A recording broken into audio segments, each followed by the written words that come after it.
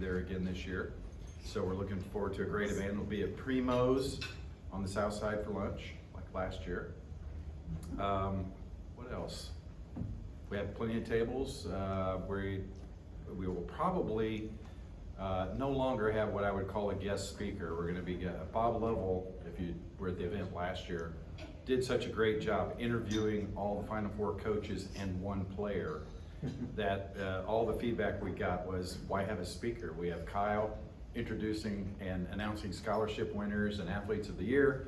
We have Bob Lovell interviewing coaches and players. That just seems to be the perfect event now. So again, mark your calendars for Friday, March 24th. See you all there. Do you need any volunteers? We do need volunteers day of the show, mostly about an hour before, helping Kelly get things set up. So if you have time, I think the event starts at 11:30. If you can get there around 10:30. We also need people to usher players and coaches to their tables. Sweet. Thank you.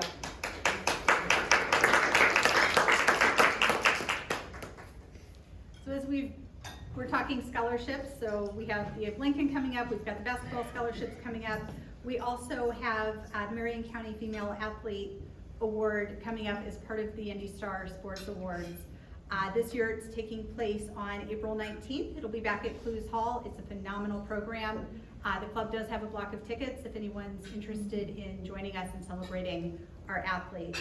The scholarship applications are out and I can't wait to review them. This is always a high point of the year for me. Finally, I'd like to invite Mary Bulk up to give a quick update on the Abe Lincoln lunch that's coming up. Thank you, Madam President. So the 24th of this month at Primo's will be the Abe Lincoln Scholarships. This is the 48th year for that. As you know, this is scholarships for students who have overcome some sort of environmental or health crisis in their lives, adversity. Each high school can nominate one senior. We have 22 candidates this year. And if you've ever been on the committee, you know it's a tearjerker listening to what these children have overcome, and you walk away knowing you don't have a care or a problem in the world compared to what they've surpassed. It will be again at Primo's, so get your ticket, go online and get your tickets now.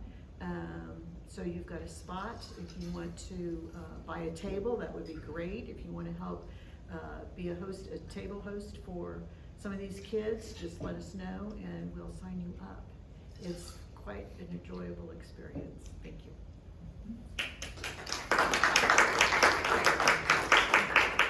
Tickets are online. They're on sale through about the end of next week. Kiwanis.org/Abe Lincoln. You guys can all remember that. Without further ado, I'd like to invite Nancy Ulrichs up to make a quick presentation, one of our grantees.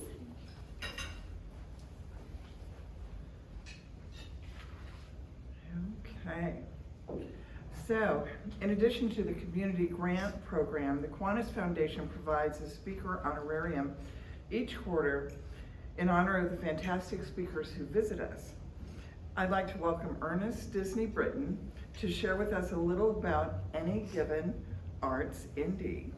It's an initiative that is a recipient of one of our quarterly honorarium. Please come on up.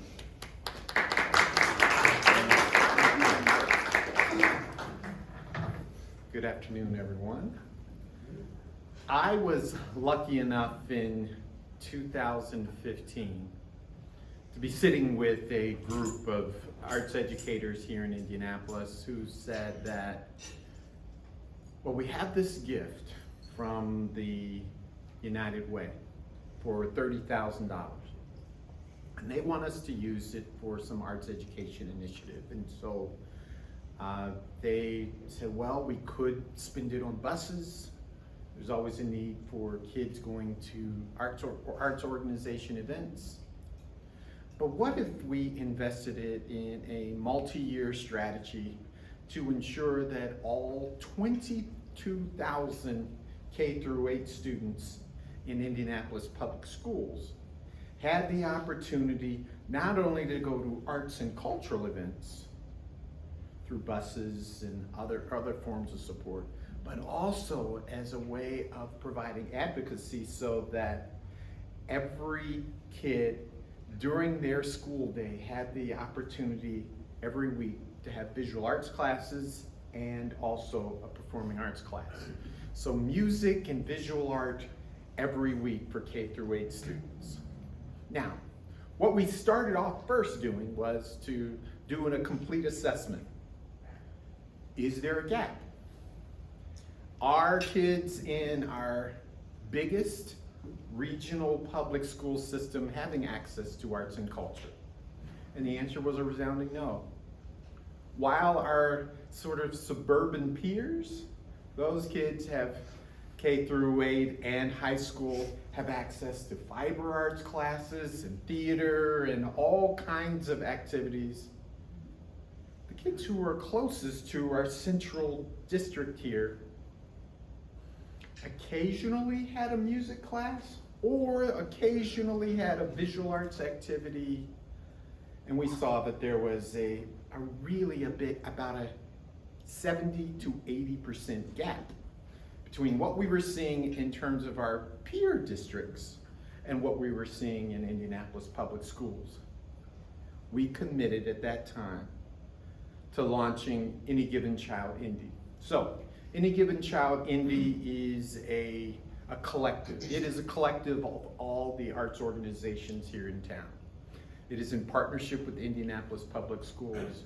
And one of the initiatives that we are most proud of was the creation of the Edison School of the Arts. So it is a charter school, but it's chartered by IPS. And when you think in terms of the impact of the arts on kids, some of the best examples are right there. This is a school where the kids do have weekly English and science and geography and visual art and music, and they are scoring at the highest levels within the district. Now, it didn't start that way, but it's been a process because of Any Given Child and other partnerships. It is because of that work that we're making a difference. And our hope is that with the new IPS initiative, that we will see that all kids, K through 8 and above, have opportunities to take performing arts and visual arts classes every week. We would really want to thank you all for your support. This is going to go a long way in terms of advancing access to arts education. Our actual name is Any Given Child, ensuring the arts for any given child.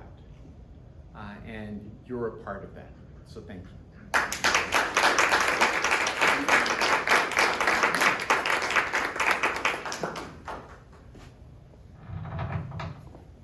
Thank you so much. It's really exciting for us to see all of the organizations that are doing good work in the community, and to be just a little tiny part of improving the outcome for a child is everything. Thank you. So thank you. If you've spent any time with me, you know that I have a passion for news literacy, for local media, for storytelling. So when I saw a tweet that Holly Hayes put out about her new role as Director of Development for the IndyStar, I kind of fangirled, and I'm pretty sure I had as much caffeine as you had when I wrote that email. And just please come, spend time with us, visit with us. And she was kind enough to not only respond, but to say yes. And she brought along a buddy. So I would like to introduce two incredible speakers today, Bro Krift and Holly Hayes.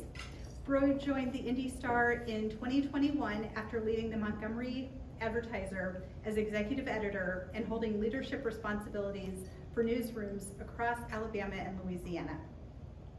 Indiana is his 11th state or commonwealth that he has lived in, including Puerto Rico, where he was born. But he grew up mostly in Ohio.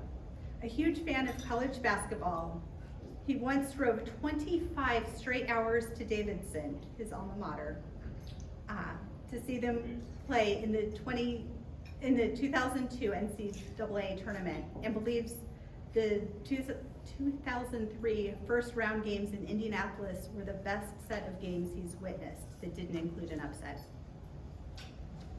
Holly Hayes joined IndyStar in 2016 and has covered a variety of topics, including public safety, city government, and social services.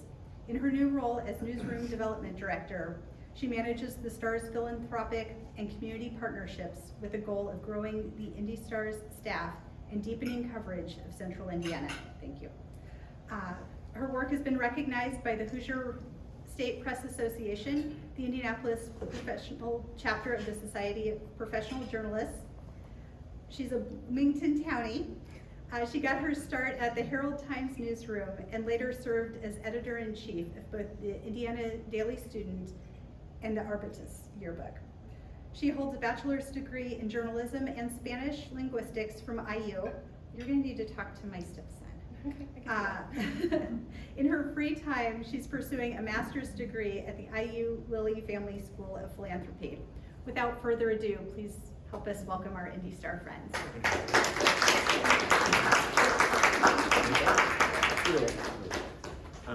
Thank you. Thanks for the introduction. I first want to say thank you for the prayer. That meant a lot, I guarantee, for Holly and my entire newsroom. We do struggle. I mean, as you know, anytime we write about something, there's going to be probably about 50 to 52% of people that are going to disagree with what it is based on their philosophies and their political positions.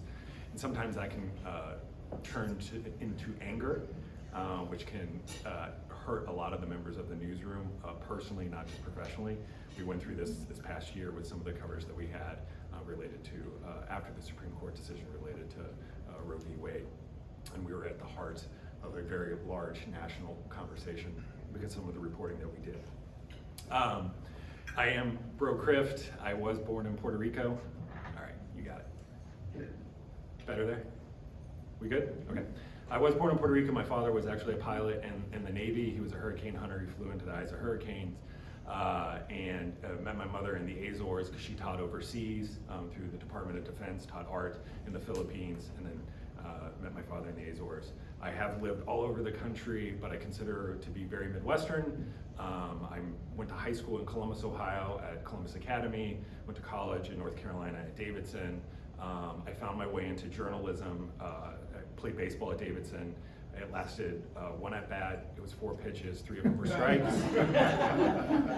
So I started to write as a way to be close to the game. And she, in the introduction, talked a lot of it about basketball.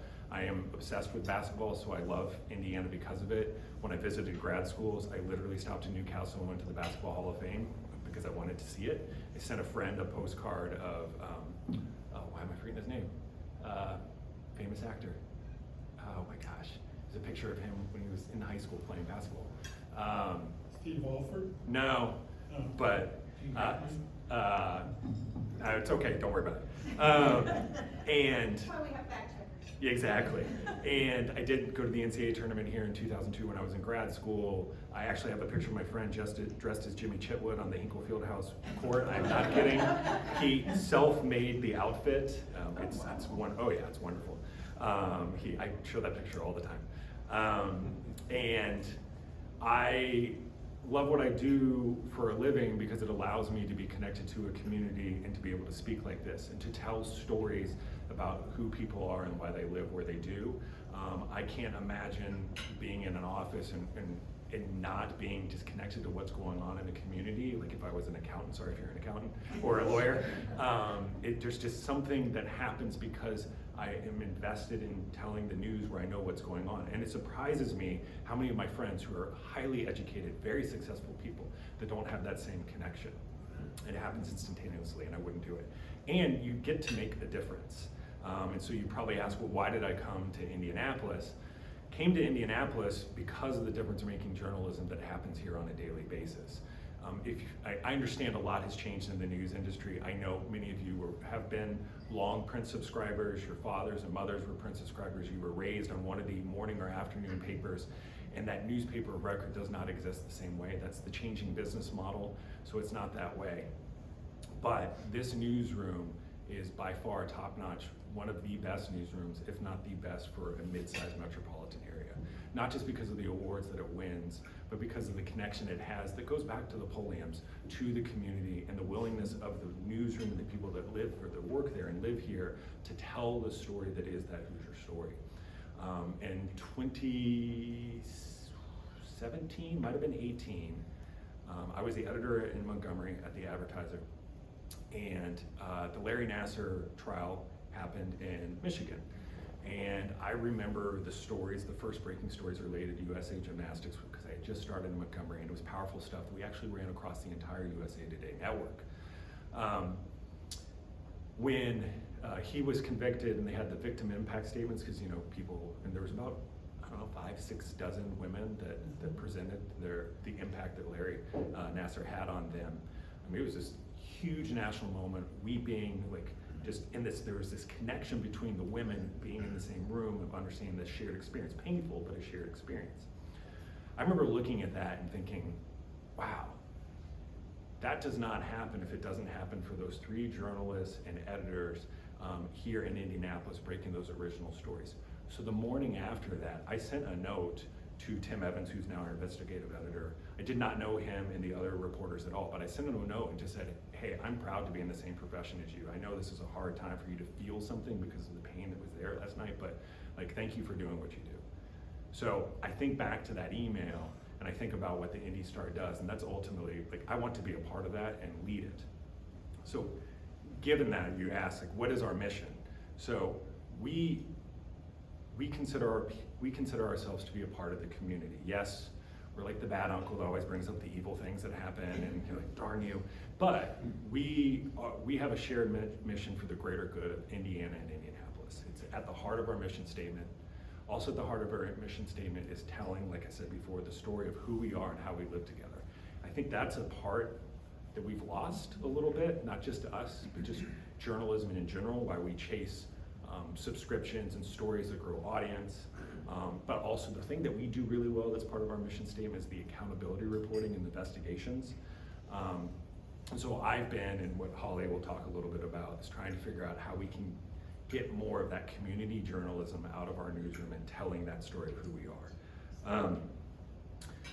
Wow, you probably know this, but we are very digital focused as opposed to print focused now. Our audience is predominantly online.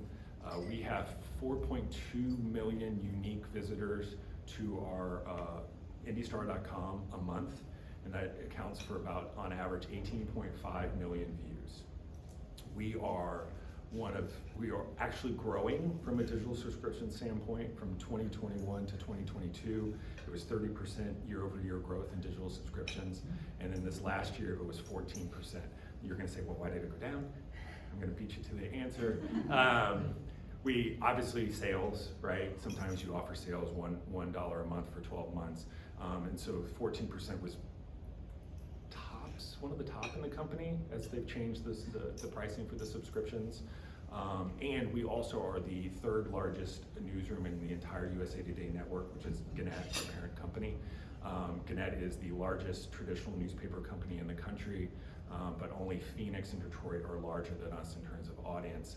And I would argue we're probably the most successful. You can challenge me on this later. Milwaukee is very good. We go about neck and neck with Milwaukee. So I bring that up just to remind you, we are growing. We are trying to figure out how we can have a sustainability model, which is what Holly's going to talk a little bit about and why we have a development director. Part of that process is in beginning of last year, 2022, I spoke to the staff in a January meeting and talked about us making sure that we figure out how we can be sustainable and look for different revenue streams. Now that's not traditional for an editor to say. Typically, your advertising sides, classified, circulation, things like that is where you're gonna have your revenue streams. But sustainability for a newsroom takes not just looking at subscriptions, but also looking at other revenue streams that could be from foundations, from individual donors, to support positions that may not necessarily be supported through subscriptions driving. I talked about that middle road, right? That middle road of I have a story about Dahlia Karina Mendoza. I don't know if that story always gets told, and it was a different story, and it didn't necessarily have an audience, but it was about the place that I lived, and her story is very personal, and it resonated with people.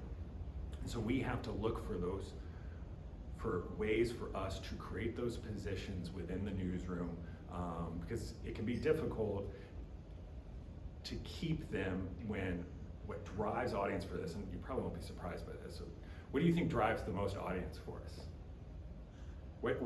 It's actually not going to surprise you because of where we live. Sports. Yep, sports. Now, we're a little different from other markets, and I think it's because of the history of Indianapolis and what the foundation of what we've built Indianapolis on in terms of sports, especially in the late 70s, you know, in terms of conventions and bringing people here. But sports drives over 50% of our subscriptions. A lot of it. Yes. Yeah. You've also seen, yes, but we also have, you know, you may not like him, or you might love him, but we also have one of the best sports columnists in the country, and Greg Doyle, who is prolific. He writes more than anybody I've ever seen for somebody that doesn't have to, by job description. One time during the NCAA tournament, in like 48 hours, he wrote 6 columns. I was like, how is this possible? Yeah, it does not stop. He's super passionate, so that drives it. You also brought up Kyle. We are very, very, very lucky to have Kyle. I tell him all the time, because that's what's been lost in newsrooms across the country, is somebody who's stayed in a beat, for him, high schools, and knows it like the back of his hand. He is the person when it comes to high school sports in terms of telling those stories across the country, across the state, and across the city. He just knows. And because of that, he has a very large Twitter following, and he also sets the tone in terms of stories that are told, so he drives subscriptions. The Colts are a big one for us. High school sports are huge. Pacers can be hit or miss. Their audience is a little strange. We haven't quite figured them out. So within that, we have been trying to figure out that growth part, and part of it, and which I think is really important, and some of the things that Holly did, we've actually created a community impact report for 2022. And it was a huge reminder of I forget about our great wins. I think of myself as a gambler. I always focus on the losses and not necessarily the wins. Okay. But last year was chock full of all these reminders of things that we have done for this community. And it was really enriching for me to see, and a great reminder of all the work we do. And we want to double down on that in the next year. And that's where we're looking at fundraising and community engagement through that fundraising and ground level reporting. We are getting ready to start a community news fund. We're very close with a local partner to start a community news fund to raise funds into it that can be used to add positions and increase the content that we do. Again, that middle ground, who we are and how we live together. And through that, we feel like we will soon be able to return a race and equity reporter. We had one through the Report for America, and it went away about 3 months ago because the reporter moved on to a job at Washington, D.C. But we've raised funds, or we should have a commitment from funds here really soon that we can announce that allow us to bring that position back. Why I think that position is important, again, that's that spot where these are audiences that need to be introduced to news, but it's also news that's undercovered, and a lot of times we write about a community instead of for the community, and a race and equity position will allow us, as Indianapolis diversifies, for us to have that connection through the reporting position there. We also want to grow community news on the ground level across the entire county, or Marion County, out within the townships. That's that community-based reporting that I think doesn't exist. And that's because we can get caught up in what page views look like for a story. And sometimes because you're driven from a revenue standpoint, this doesn't happen in the newsroom, but it's like you can look at, I can show you on my phone, I can tell you how many people are reading what story right now. And sometimes that defines what success is. I think that's bad. Because success for me in terms of growing true audience is, one, having conversations like this with you, but writing stories that don't necessarily get 3,000, 5,000, 10,000 views. It's okay for a story to get 800 views, but it creates a connection between us and 3 or 4 people and convince them that you have to be there. You had that, everybody in here had that when they were growing up. marriages, births, divorces, deaths, the news of record. The Kiwanis Club, I guarantee in the community notes, right? You would submit them, we would write up everything that was said today. We would write it up in community. We can't do that anymore, and technically you've learned through your own ways to get that information out to people. We don't have to be that, town hawk telling everybody what's going on. But as we write more of those stories on the community level, we grow audience that is true to us. And that's the key, is making sure. Yes, sir? We've got one coming up with this Lincoln Fellows Luncheon. It's funny, Holly was sitting there, she remembered why so many of y'all remembered her. I used to cover it every She used year. to cover it every So I used year. to go sit at the back table and watch. We've got So. great press from you.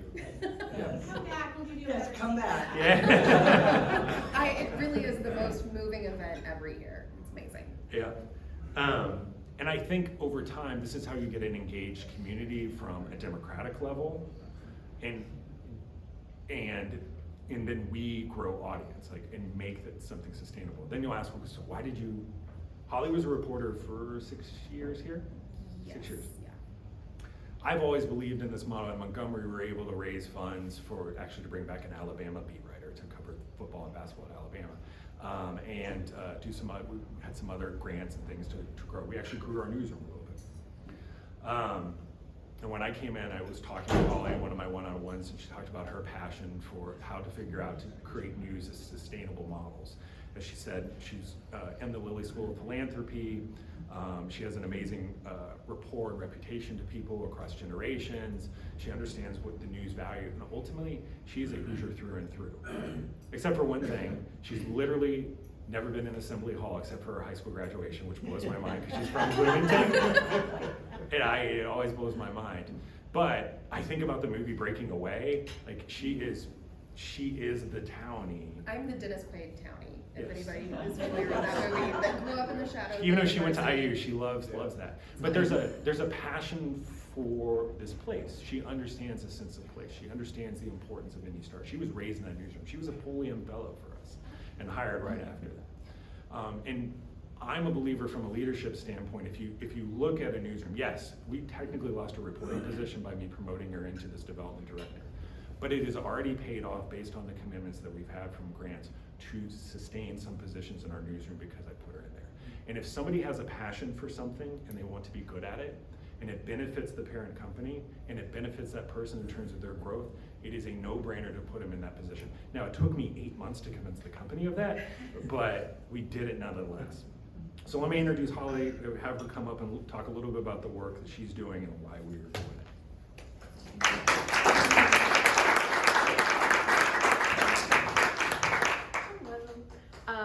Yeah, I'm a Bloomington native. I got my start at the Herald Times newsroom when I was 15. So I have always known that I wanted to I wanted to be a teacher. And then I read a story by Kelly Benham, and it made everybody in my journalism class cry. And then I was like, I want to make people cry for a living, which is absolutely the truth. The core of it is human connection. You could have still gone into teaching and done That's what my little sister does now.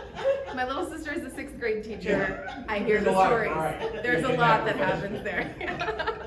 But at the core of it for me was always human connection and being able to help people and serve my community. And I've been doing that for 13 years now.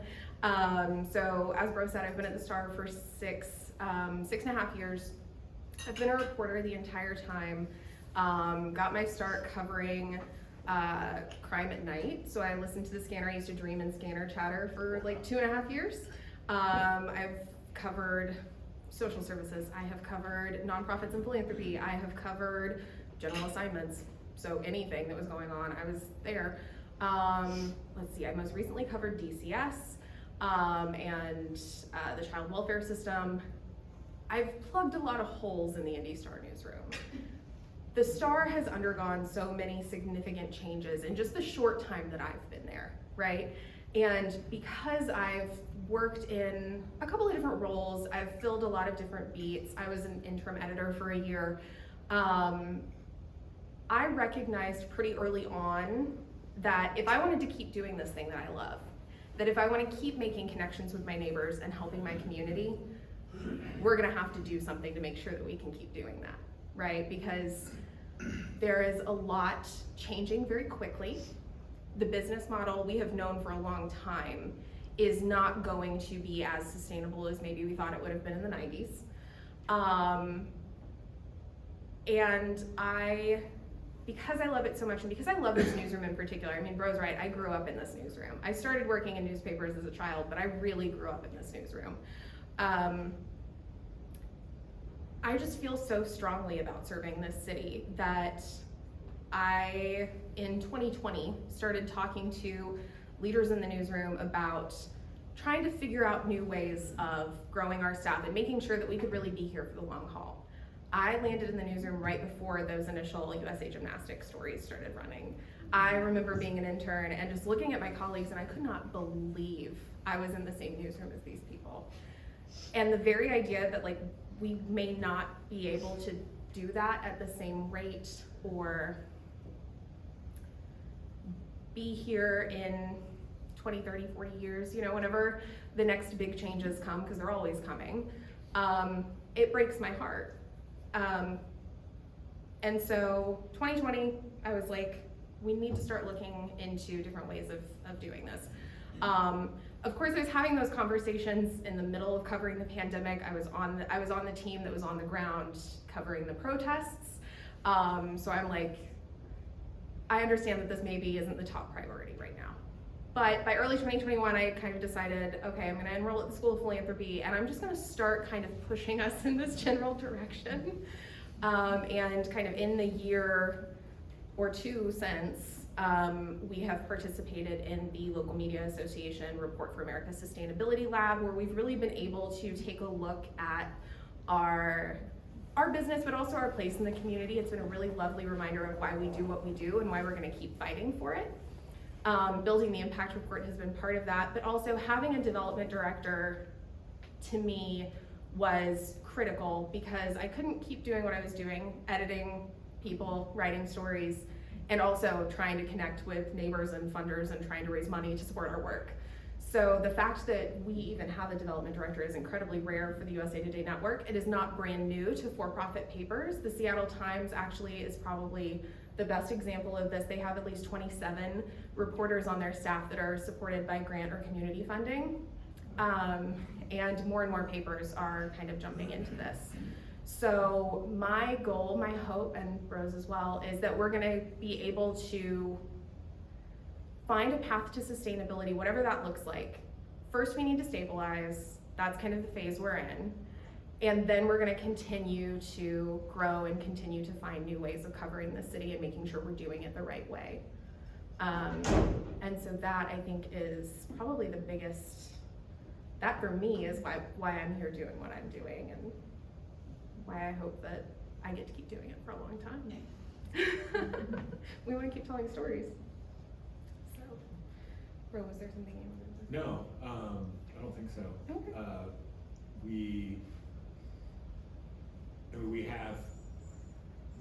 We're lucky enough that we have three positions currently grant funded. We do. We suspect that we'll have a fourth here soon. Our goal is to grow a community news lab at some point as well, is what I was talking about in terms of getting to 7 or 8. And I can Yeah, move up. you can I'll come move up here. I'll move up. The community news lab is still kind of in progress. I think that's gonna come after we get to the point of a community news fund. But he's right, we have 3 community or grant supported positions right now, 2 environmental reporters from the Nina Mason Pulliam Charitable Trust, as well as 1 who is partially supported by Glick Philanthropies and Report for America, which if you guys are familiar with Teach for America, it's very similar. It's a 2-year-long service program. So we are doing some fundraising for that position already, and we've already seen some significant wins there. But it's a matter of just digging in and continuing to do the work. Open up to questions, yes. I got Yeah. one question. Yeah. Have you thought about a Spanish language? Are you doing a Spanish language issue or newsletter or issue, edition? Go ahead. We did for a while. We had a really successful newsletter with some translations. The staff members who were working on that are no longer with us. So we've paused that for the time being, but I don't think it's ruled out for the future. Yep. Yeah. Might really increase your readership, that's why I said Yeah. that. Yes, We yeah. saw that as well in Yeah. terms of audience. And also, I like your special features, like you have a young lady that does special features, once in a while. I don't know, I've forgotten her name, but I really enjoyed it, like she did one on a rare book dealer, and she did something about. Was it It's Dominica? kind of very Yep. nice to see that. Oh, Dominica is Yes, fantastic. Yeah. does a wonderful job. Yeah. Yes, Thank yeah, you. she's wonderful. Yeah. Bro, you had mentioned that you can tell by looking at your phone who's reading what Mhm. articles. Does bad news, is that more read than good news? Depends. Sports is generally- probably more read than both. That's bad news sometimes. Well, that's true. Yeah. It depends. That's a really good question. So our most viewed story last year, I was telling this will surprise you in terms of audience, like most views. I don't consider this a story, but was after the Powerball got really high, we released the numbers online, and when it was up to like $1.3 billion, I think we had this article there was just the results with 1.5 million views. But True Articles, our largest, most read article last year was, do you remember the children that were abducted from Ohio, that were the person who abducted them was ultimately arrested here? CNN and other national outlets reported a story that wasn't, that's how it was told, but wasn't necessarily true. There were two local women that actually tracked the person and found the baby in a car outside of a pizza joint. We wrote that story and interviewed those women. That was our most read story last year. Went hyper viral on Twitter, in a certain group in Twitter. That was towards the end of last year. Yeah, it was right at the end. It was December. We released the story Christmas Eve, and just to show you, to talk about dedication. Remember how cold it was at that time? So our breaking news team was dealing with how cold it was right before Christmas, because it was like, what, negative 20, 30 degree wind chills. It was awful. And then they're like, wait, what's going on here? This doesn't feel right. They're feeling in terms of the two women.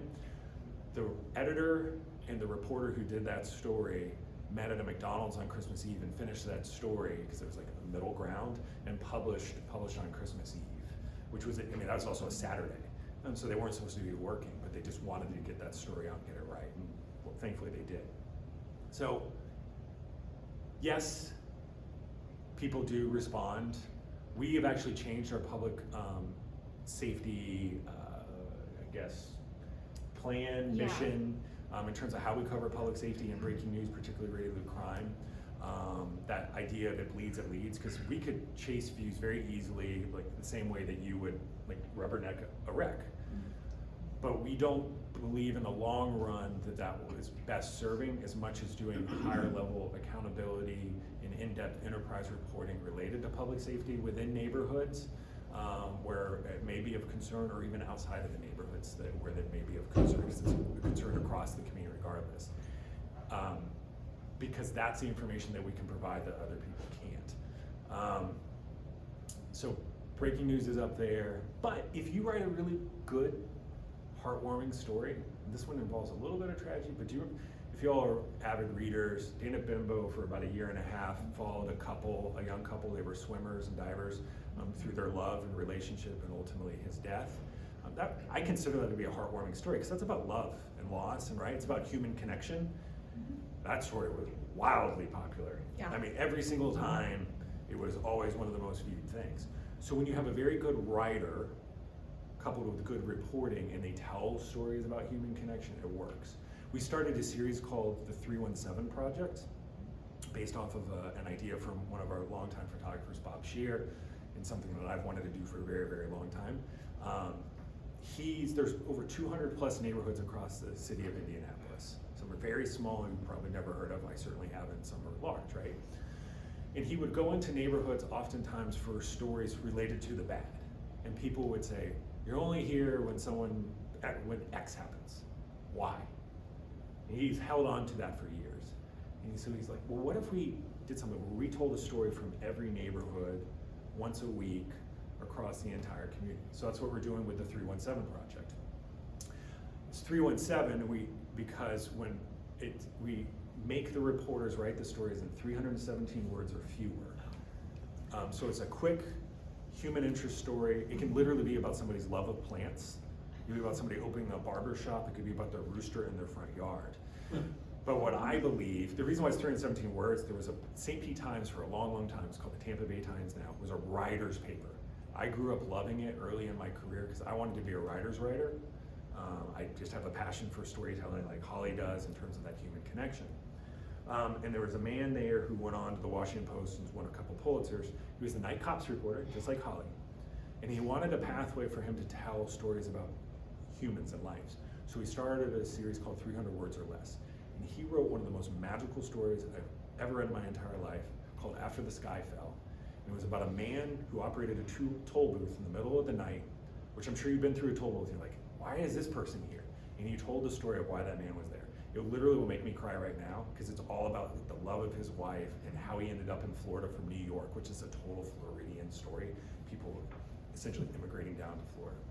So I want those stories done so I can show, regardless if you live east or west side, north side, south side, right here in the center, like that human connection part. The more we do that, I think that's how you build that relationship back. Yes? I don't know whether other people have said this to you or not, but it seems to me in a number of the news stories, instead of being factual, they're opinionated. Right. They come across with the writer's opinion about what something is good or bad or plus or minus, whatever.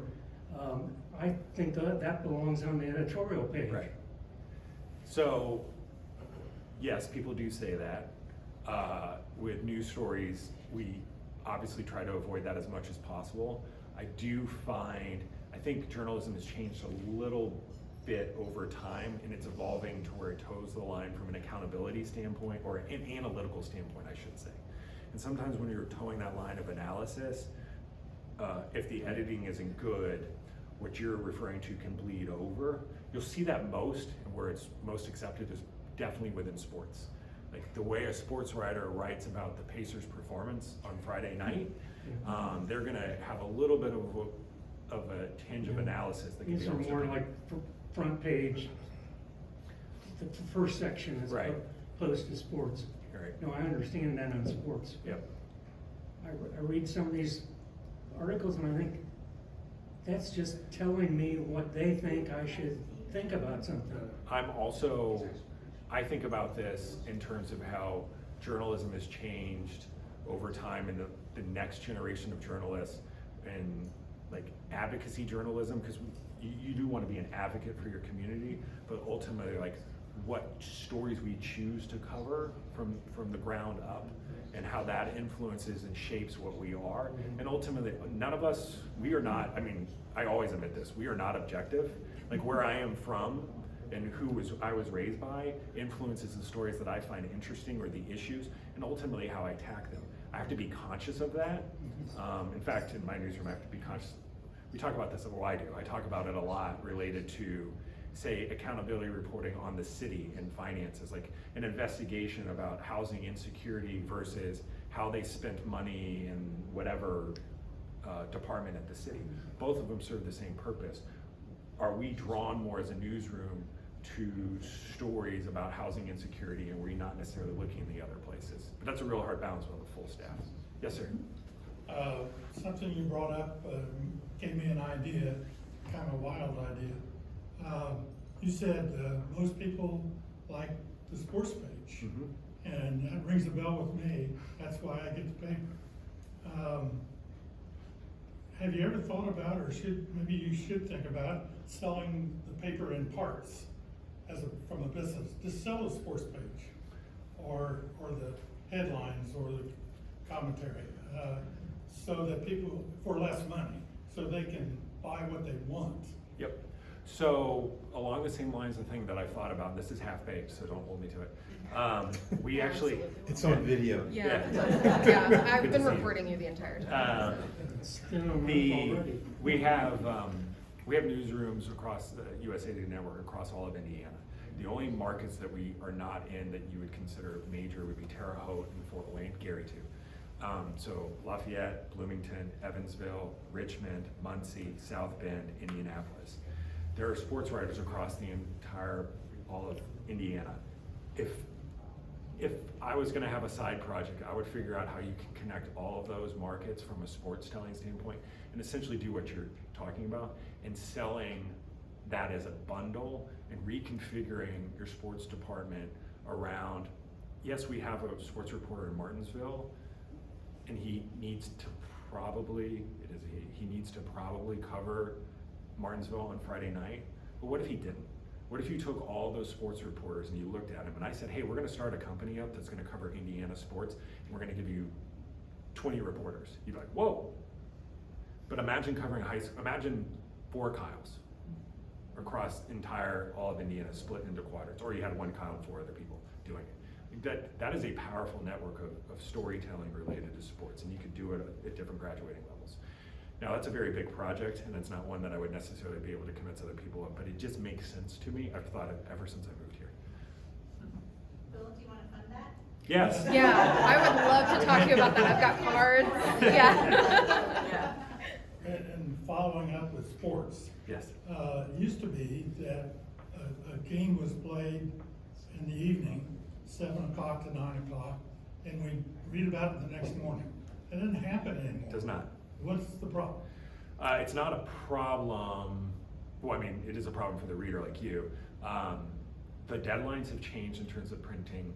So as newspapers have shrunk and our priorities have been put on the digital platforms, we don't consider the print product the place to break news. So the story that you see, let's say it was a Sunday night game, you see in Tuesday's morning paper, we released a story online probably within 5 minutes of that game ending. With the Colts, for example, we will release 6 stories. We'll release stories during the game, and we'll have probably 6 or 7 stories up within 30, 45 minutes of the game being over. We typically get that into Monday's paper, depending on the time of the start. But because the deadlines have pushed earlier, we can't make that a priority, and there's no wiggle room around it. And deadlines have pushed earlier because the printing presses, for example, we are one of the printing presses for Connect for a regional area. There's more running on the presses, and so they have to have slots earlier. We are one of the later slots though. And we can't push around and be like, well, this ended at 8:50, presses close at 9. They don't mess with that anymore. They've moved away from it. Yes, sir. One last question. I was impressed with the way the Star does partner with the Wall Street Journal and the New York Times, so you can get those together, delivered, together, which really kind of balances some of this issue of informing both sides of everything. So I just want to say I appreciate it. Yeah, we're always looking from an op-ed standpoint. In fact, we've identified somebody, if we're talking about balance in terms of opinion, conservative versus liberal opinion. We've identified somebody, hopefully can provide, once a month, a more conservative local viewpoint. It's surprisingly difficult. Somebody who is consistently can meet a deadline and has something thoughtful that is also biting, but not biting. This doesn't matter what side of the aisle you're on, liberal or conservative. Being biting without being attacking. To have thought without necessarily it can criticize, but not bring down. And that's what we're always looking for, because I have no idea the political makeup of this room, but. If you take the digital version of the Star, you get the USA Today. You do. That's right. Mm-hmm. That's right. Which has the like Monday morning has the weekend games. Yeah. Yes, it The does. Sports section. Yeah, that is helpful. Yes, sir. So I have a question, and it relates more to the philanthropy side, and it's connecting to the sports piece. So what is the future? So will our I wish I knew. news organizations become nonprofits? Will sports be spun off as the commercial part, the for-profit portion, and the rest of will we get all the rest of our news from the nonprofit sector? That is a great question. I really wish I knew what the answer would be. I think that's kind of what we're trying to figure that out as not just us, but as an industry right now, what that's gonna look like. Nonprofit news has probably since the 90s really taken off as an alternative business model, but I think it's gonna end up being a blended for-profit, nonprofit kind of multiple revenue streams, because the reality of the situation, some of these nonprofit organizations still haven't quite cracked it in terms of a sustainable revenue mixture. I think probably the Texas Tribune is the one that everyone points to as having earned revenue because they're huge on events, as well as memberships and foundation funder support. So anything's on the table right now in terms of what's happening. But you know, there are obviously certain trends, and nonprofit and outside funding is certainly where it's at right now. So for example, in the last year, a new small newsroom to cover the Capitol has started that's for-profit. It actually purchased a local newsletter and has converted it and expanded the staff to cover accountability reporting related to public policy. It's State's Newsroom, no, State Affairs, State Affairs. State's Newsrooms, which is a large national nonprofit that's been building Capitol bureaus for reporting, started the Capitol Chronicle in the last year, which is nonprofit. Their content is free for us to use. It's just really cumbersome to use that. There will be an announcement related to another nonprofit newsroom related to Indiana and us, and we're partnering with them. We welcome it all, but like Holly said, I'm a big believer in the blended model because of the foundation that the Star or the equivalent of us in Milwaukee have related to the community, and figuring out how you can keep that brand established, because there's so much institutional knowledge within that newsroom, regardless if I'm new. There's so much institutional knowledge, so many people that have a connection like Holly to this community. You think about Tim Evans, our investigations editor now. I mean, he's been reporting in this area. He grew up in the roots, like, is he in the Martinsville newsroom? He's in tiny little newsrooms.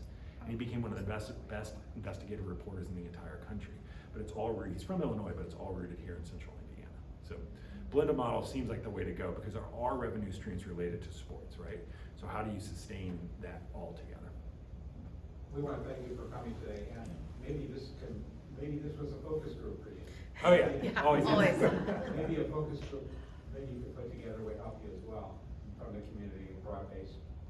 You know, maybe that's something that could help you, but we've tried to, I mean, with our criticisms and positive stuff, we're trying to, you know, we want you to succeed. None of it bothers us. Like, I mean, part of our job is to do this to people, so it only makes sense for, I always say the best columnist in the world is the person who says, you know, the cleanup hitter for the Reds, if you said he really screwed the pooch the night before, show up in the clubhouse the next day. You have to. And so this is us showing up in the clubhouse. And we actually are hosting an event on February 21st called Inside the Newsroom, where we've invited about 20, 30 people or so. We don't know how many will come yet. RSVP is not for a week. But if you are interested in attending, we will bring people in the newsroom, have some light hors d'oeuvres, talk about the state of the news and the future of IndyStar and how it all fits together. So if you are, let us know. It's February 21st. Yes. Yep. Yes, please. Yeah. So I'm gonna show Can I have your for just 1 second? Okay. As you've seen, we have a certificate of appreciation for each of you. Thank you for taking the time out of your day to share with us. Please keep the conversation going after this. But in addition to those lovely certificates, a donation will be made in your name to the Center for Leadership Development, which fosters the advancement of minority youth as future professional, business, and community leaders by providing experiences that encourage professional development and educational attainment. Awesome. So thank you guys Yeah, so thank you. very much. Thank you. Thank you. Thank you. Thank you for responding to my email. Of course. Oh my gosh.